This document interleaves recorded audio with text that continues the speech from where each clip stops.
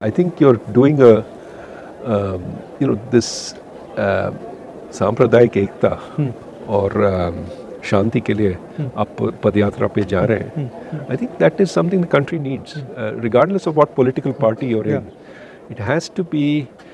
भारत को जोड़ना है. हाँ, बिल्कुल.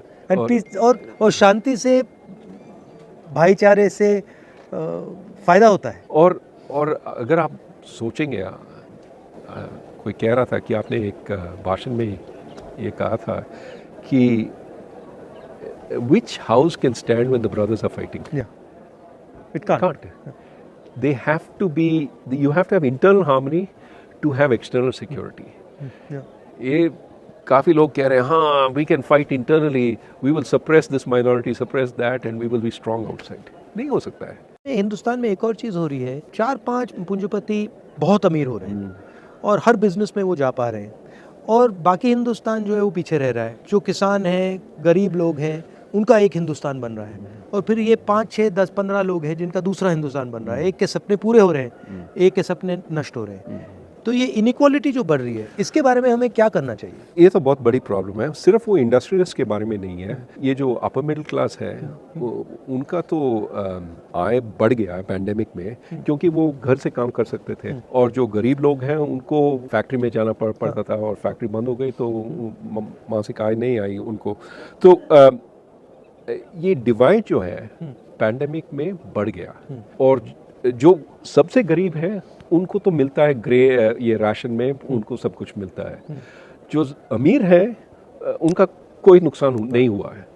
जो बीच में है, ये लोअर मिडिल क्लास जो है, उनको काफ़ी नुकसान हुआ. नौकरी तो बंद हो गई, बेरोज़गारी बढ़ रही है, कर्ज बढ़ रही है, वो कर्ज ले रहे हैं, ब्याज दर अभी बढ़ रही है. तो उनका तो काफ़ी नुकसान हुआ है, और उनकी तरफ हमें देखना है, और जो नीति हम बना रहे हैं उनके लिए बनाना चाहिए, क्योंकि दर्द वहाँ पे बहुत ज़्यादा है.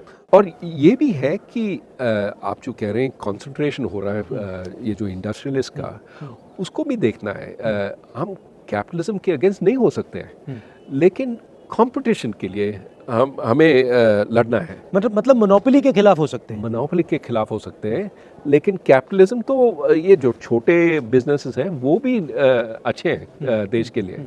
बड़े बिजनेस भी अच्छे हैं, लेकिन मोनोपोली अच्छा नहीं है. रोजगार एग्रीकल्चर सेक्टर से भी मिल सकता है.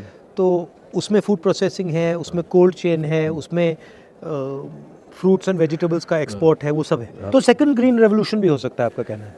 सेकेंड ग्रीन, एक नए तरीका का ग्रीन, नए तरीका का vegetables, milk, dairy products, poultry, ये सब हो सकता है. और प्रोसेसिंग करना है यहाँ पे, क्योंकि यहाँ का लेबर यूज़ करना चाहिए. और खेत के पास. और मेरे ख्याल में उसका भी एक ग्रीन कंपोनेंट है. अगर आप सब ये प्रोसेसिंग खेत के पास करते हैं, जो आप इधर उधर बेच देंगे, उसका वेट भी काफ़ी कम हो जाएगा ना. तो इसलिए एनर्जी कंजम्पशन भी कम हो जाएगा. और अगर हम आगे देखेंगे तो एनर्जी कंजम्पशन तो बहुत ही इम्पोर्टेंट चीज़ है, और उसको कम करना चाहिए. और यूएस में क्या हो रहा है? यूएस में और बाकी दुनिया में क्या हो रहा है? अभी वहाँ पे तो महंगाई तो बढ़ रही है काफ़ी ज़्यादा. और महंगाई कम करने में ये जो सेंट्रल बैंक्स हैं वो कोशिश कर रहे हैं. वहाँ का आरबीआई, फेडरल रिजर्व या यूरोपियन सेंट्रल बैंक, और इसलिए ब्याज दर बढ़ा रहे हैं. और उससे तो उत्पादन की गति तो कम हो जाएगी. और इंडिया के लिए प्रॉब्लम ये है कि हमारे एक्सपोर्ट्स भी कम हो जाएंगे अगले साल. तो उससे तो एक्सपोर्ट्स तो काफ़ी कम हो जाएंगे, और हमारा ग्रोथ, हमारा उत्पादन की गति भी काफ़ी कम हो जाएगी. जब मैं महाराष्ट्र से निकल रहा था, तो वहाँ पे जो टेक्सटाइल इंडस्ट्री में काम करते हैं, वो कह रहे थे कि बांग्लादेश ने अपनी एक्सपोर्ट पॉलिसी को बहुत अच्छी तरह यूटिलाइज़ किया है, और उन्होंने एक्सपोर्ट पॉलिसी से अपनी पूरी वहाँ पे इंडस्ट्री को बहुत कम्पिटिटिव बना दिया. इसके बारे में क्या सोचते हैं? ये हमें करना चाहिए, कैसे करा जा सकता है? एक तो उनका सबसे इम्पोर्टेंट इंडस्ट्री है टेक्सटाइल्स. वो कपड़े बनाते हैं, और एक्सपोर्ट करते हैं. और उसमें उन्होंने 2-3 चीज़ किए हैं जो that has help them succeed. एक तो they allow big factories, not small factories, क्योंकि स्केल इकोनॉमीज की ज़रूरत है, तो they allow big factories. I think labour is largely women, so they employ a lot of women in the textile industry, and the policy is very predictable. It doesn't change. So that industry has just taken off because it's using low skilled workers. On my way, I found out that जो बेल्लारी है वो jeans production का centre था, और वहाँ पे 4.5 लाख लोग काम करते थे.